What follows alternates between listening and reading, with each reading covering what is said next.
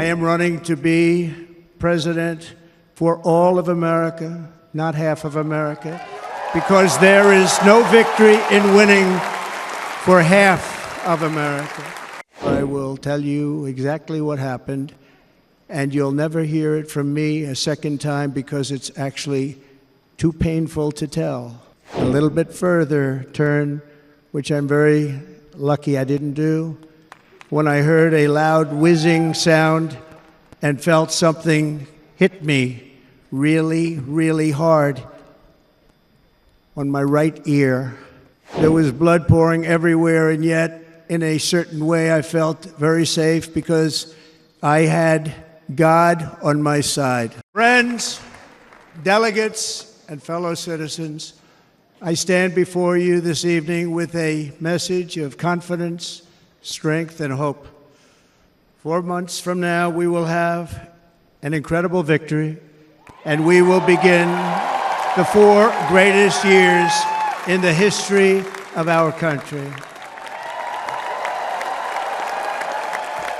Together, we will launch a new era of safety, prosperity, and freedom for citizens of every race, religion, color, and creed.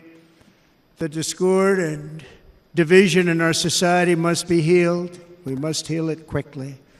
As Americans, we are bound together by a single fate and a shared destiny. We rise together or we fall apart. I am running to be president for all of America, not half of America, because there is no victory in winning for half of America.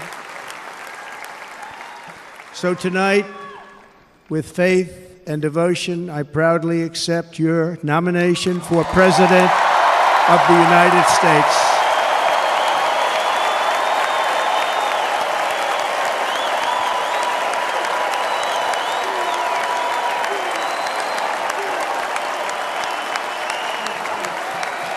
Thank you.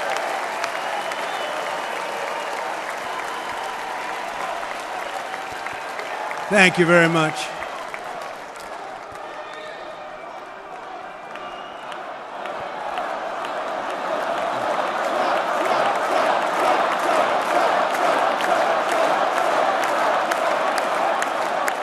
Thank you very much. And we will do it right. We're going to do it right. Let me begin this evening by expressing my gratitude to the American people for your outpouring of love and support following the assassination attempt at my rally on Saturday.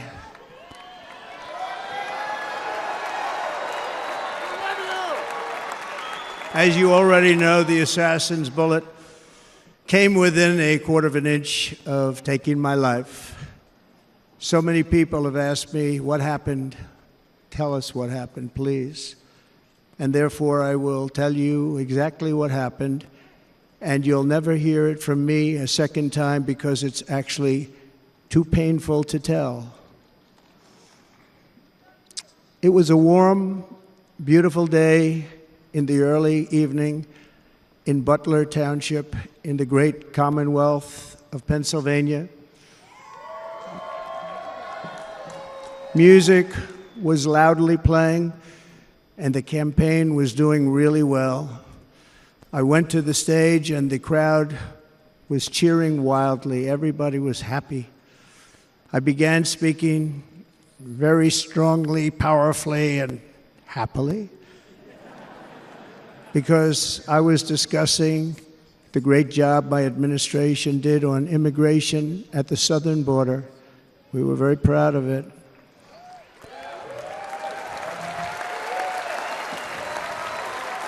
Behind me and to the right was a large screen that was displaying a chart of border crossings under my leadership. The numbers were absolutely amazing.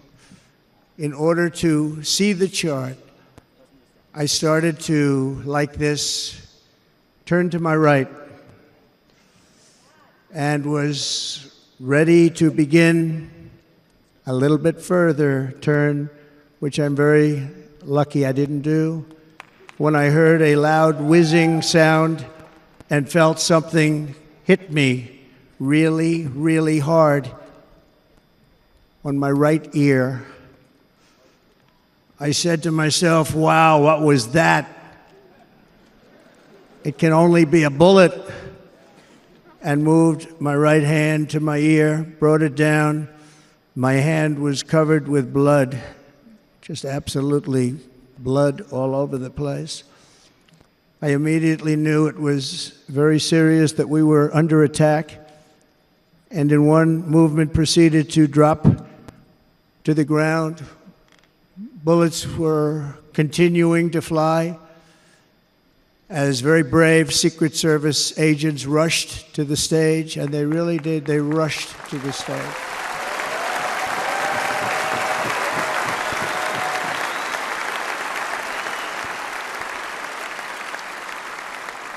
These are great people at great risk, I will tell you, and pounced on top of me so that I would be protected. There was blood pouring everywhere, and yet, in a certain way, I felt very safe because I had God on my side. I felt that.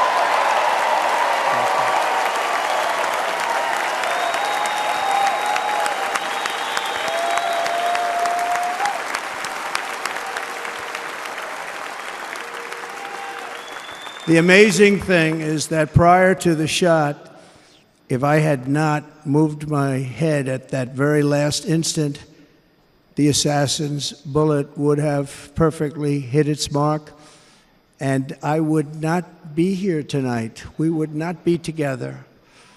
The most incredible aspect of what took place on that terrible evening in the fading sun was actually seen later.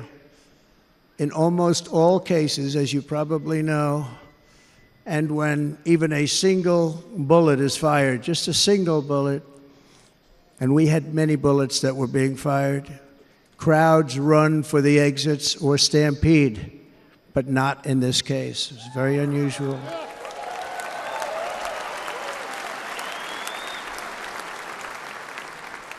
This massive crowd of tens of thousands of people stood by and didn't move an inch. In fact, many of them bravely but automatically stood up looking for where the sniper would be. They knew immediately it was a sniper, and then began pointing at him. You can see that if you look at the group behind me. That was just a small group compared to what was in front. Nobody ran, and by not stampeding, many lives were saved. But that isn't the reason that they didn't move. The reason is that they knew I was in very serious trouble. They saw it. They saw me go down. They saw the blood and thought, actually most did, that I was dead. They knew it was a shot to the head. They saw the blood. And there's an interesting statistic. The ears are the bloodiest part. If something happens with the ears, they bleed more than any other part of the body. For whatever reason, the doctors told me that. I said, why is there so much blood? He said, it's the ears. They bleed more. So we learned something, but they just, this beautiful crowd, they didn't want to leave me. They knew I was in trouble. They didn't want to leave me. And you can see that love written all over their faces. Incredible people. They're incredible people. Bullets were flying over us, yet I felt serene. But now the Secret Service agents were putting themselves in peril. They were in very dangerous territory. Bullets were flying right over them, missing them by a very small amount of inches. And then it all stopped. Our Secret Service sniper, from a much greater distance and with only one bullet used, took the assassin's life, took him out.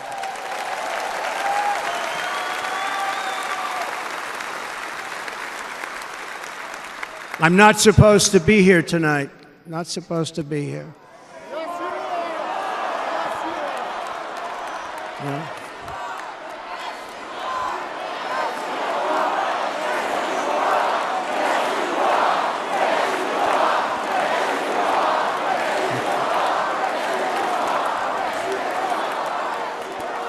Thank you. But I'm not.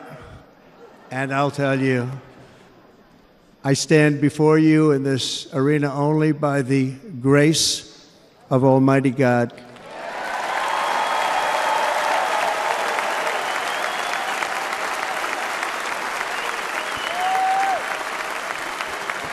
In watching the reports over the last few days, many people say it was a providential moment. Probably was. When I rose surrounded by Secret Service, the crowd was confused because they thought I was dead, and there was great, great sorrow. I could see that on their faces as I looked out. They didn't know I was looking out. They thought it was over.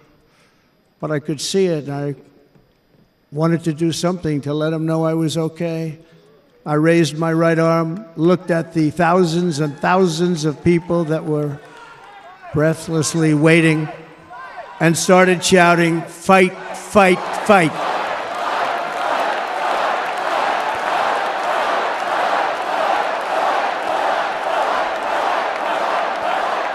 Thank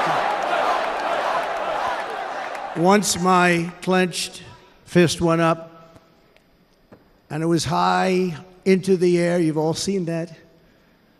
The crowd realized I was okay and roared with pride for our country like no crowd I have ever heard before.